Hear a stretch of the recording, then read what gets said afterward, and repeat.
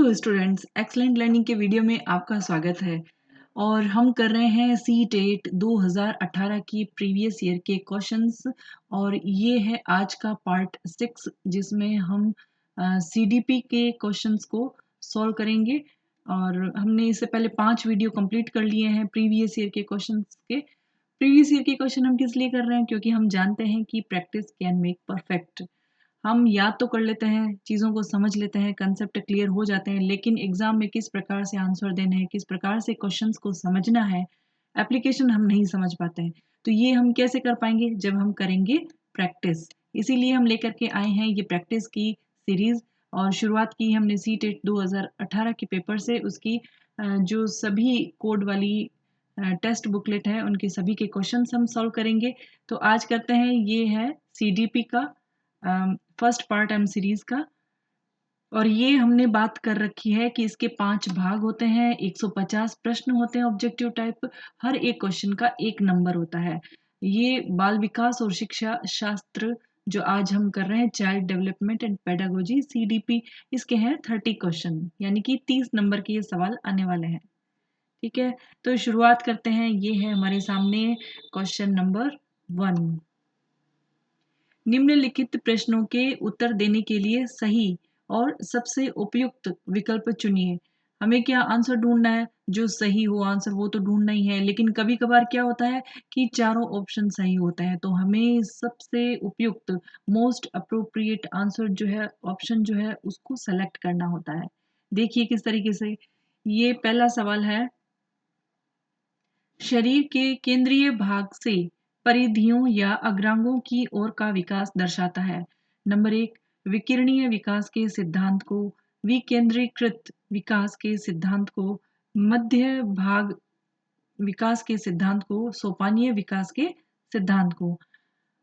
The development from central part of the body towards peripheries or extremities denotes the principles of radiated development, principles of decentralized development, principles of proximodistal development, principles of cascade development. अब शरीर का जो development हो रहा है, तो वो केंद्रीय भाग से परिधि की ओर, पेरीफेरीज की तरफ हो रहा है, बाहर की तरफ हो रहा है। तो इसे हम क्या कहेंगे? क्या ये विकिरणीय विकास का सिद्धांत है? नहीं, ये रेडिएशंस के द्वारा डेवलपमेंट नहीं हो रहा है। यहाँ पे तो कुछ एक तरीका बताया जा रहा है कि किस प्रकार से डेवलपमेंट है। विकेंद्रीकृत विकास है। डिसेंट्रलाइज में क्या होगा? परिधि से केंद्र की तरफ होगा। तो ये तो क्वेश्चन के अंदर नहीं कहा जा रहा, तो ये भी गलत हो गया है। फिर मध्य बाह्य विकास के सिद्धांत, यानी पहले मध्य का विकास और फिर बाह्य भागों का विकास।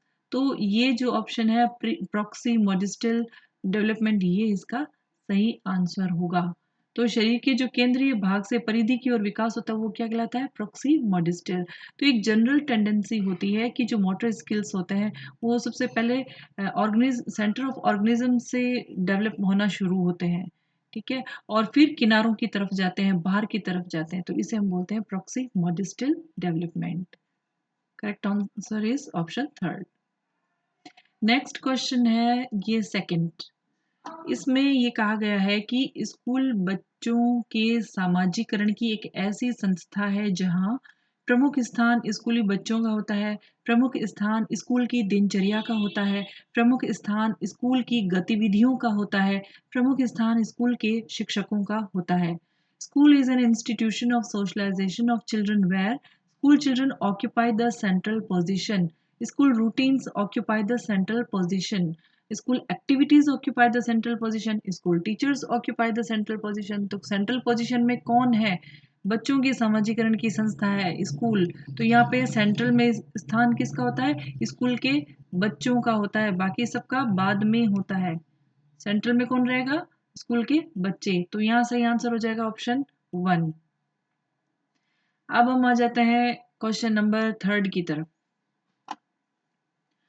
जब आप एक शिक्षक समूह से जुड़ जाते हैं और अपने समूह के अन्य लोगों की ही तरह पोशाक धारण करने लगते हैं, तो आप प्रदर्शन कर रहे होते हैं।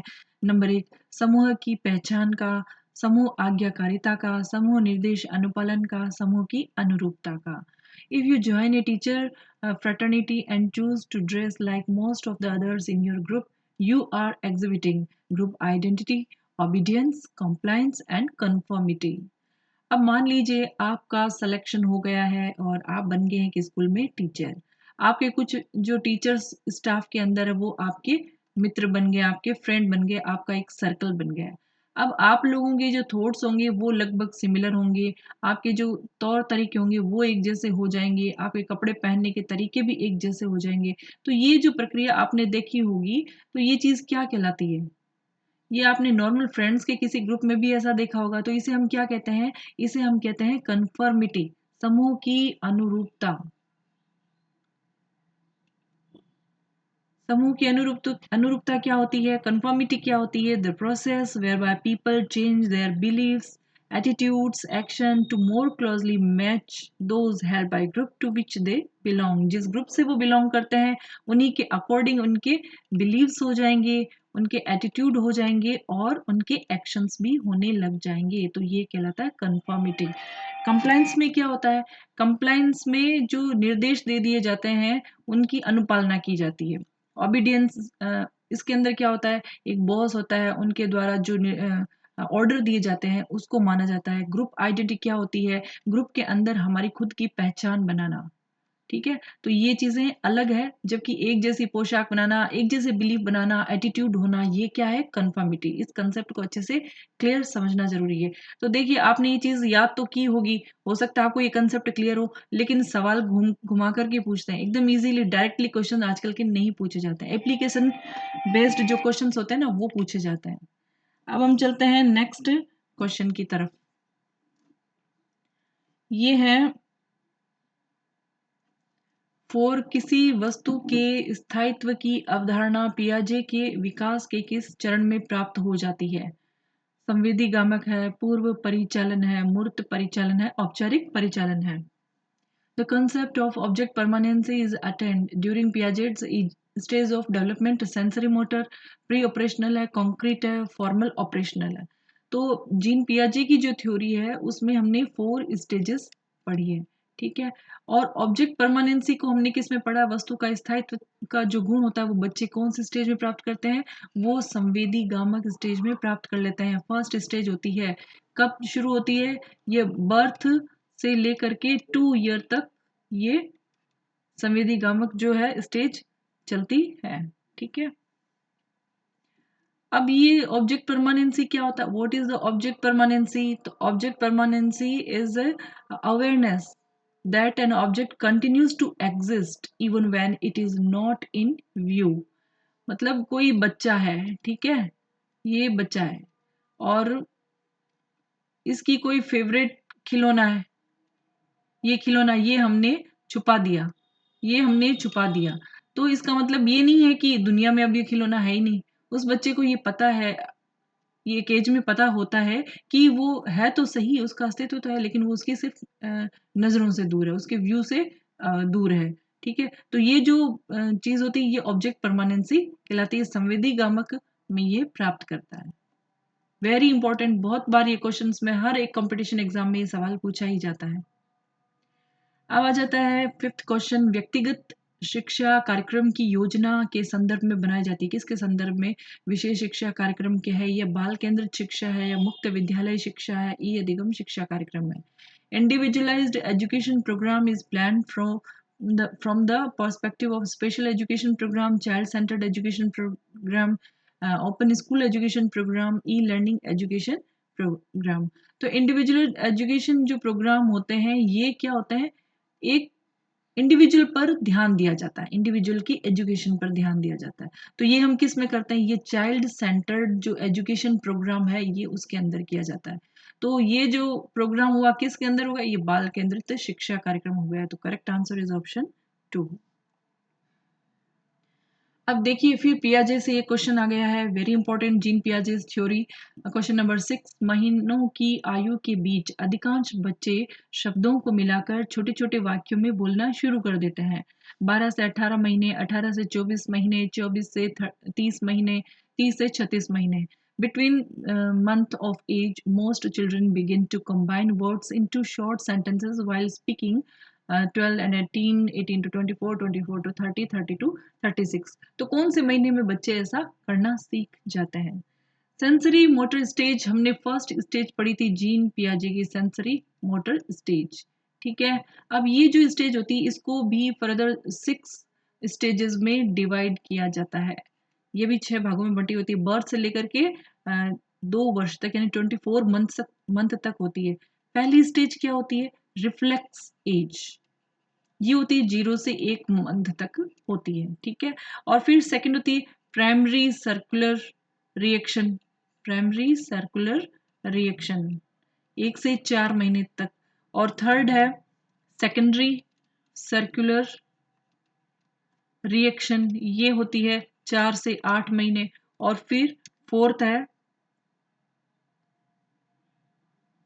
Coordination of reaction, coordination of reaction, ये हो गई 8 से 12 महीने। अब फिफ्थ जो हो गई वो है टर्शरी सर्कुलर रिएक्शन, और ये हो गई 12 से 18 महीने तक। अब लास्ट 6 स्टेज में देखिए आप, इसमें क्या होता है? ये होती है early representation thought stage, thought stage. ठीक है, ये होती है 18 से 24 महीने तक। अब ये थॉट स्टेज है। आज अब आजकल क्या हो रहा है, यहाँ से भी क्वेश्चन पूछे जा रहे हैं। पहले तो 4 स्टेजेस से ही क्वेश्चन पूछ लिए जाते थे, अब इन स्टेजेस के अंदर जो सब स्टेजेस है उन्हीं में से क्वेश्चन भी काफी पूछे जा रहे हैं। तो ये सवाल वैसा ही कुछ है। और 6 जो स्टेज होती है सेंसरी मोटर की अर्ली रिप्रेजेंटेशन थॉट स्टेज, इसके अंदर क्या होता है कि जो बच्चा होता है वो वर्ल्ड को समझने लग जाता है, दुनिया को समझने लग जाता है अपने विचारों से, अपने शब्दों से। कुछ सिंबल्स उसके अंदर डेवलप हो जाते हैं।